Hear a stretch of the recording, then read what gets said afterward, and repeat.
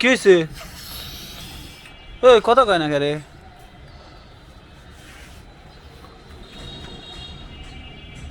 সর্বনাশ, দুই ভাইয়ের তো করুণ অবস্থা। এই যে, আসসালামু আলাইকুম হুজুর। ওয়ালাইকুম আসসালাম। কি হয়েছে বলো? কি হয়েছে আপনাদের? সমস্যা কি? দুই ভাইয়ের এই অবস্থা কেন? এক ভাই দেখি জিকির করতে করতে জিকির আলী হয়ে গেছেন, আর এক ভাইয়ের তো দেখি খাইতে খাইতে অবস্থা খারাপ। আপনাদের দুইজনের সমস্যা কি? কি হয়েছে বলেন তো?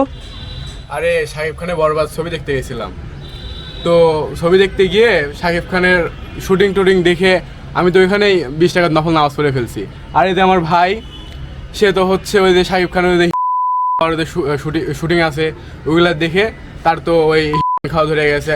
আর খালি একটাই ডায়লগ দেয় যে আমি হচ্ছে শান্তাকে না পাইলে পুরো দুনিয়া বরবাদ করে দেবো। বলেন তো ভাই, আমি এখন কি করতে পারি?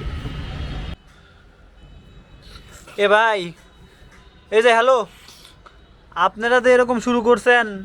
আপনাদের যে দুই ভাইয়ের তো দুই রকম অবস্থা। আপনার ভবিষ্যৎ তো খুবই করুণ দেখতেছি।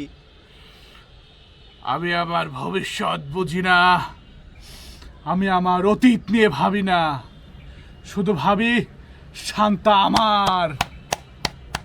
শান্তারে না পাইলে আমি পুরো দুনিয়া বরবাদ করে দেব।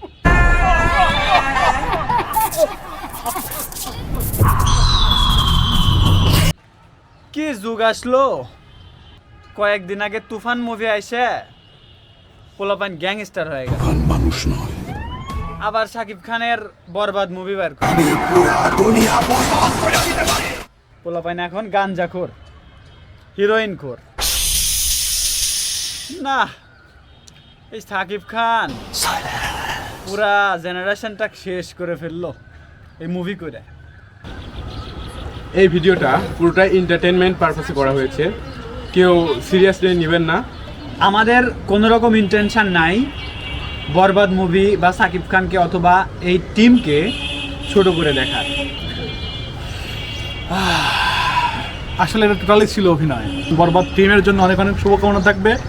এরকম সিনেমা বাংলা চলচ্চিত্রের আরও আসুক, সেই শুভকামনা থাকবে সবসময়। ভালো থাকুন, সুস্থ থাকুন, আমাদের সঙ্গেই থাকুন। আল্লাহ হাফেজ।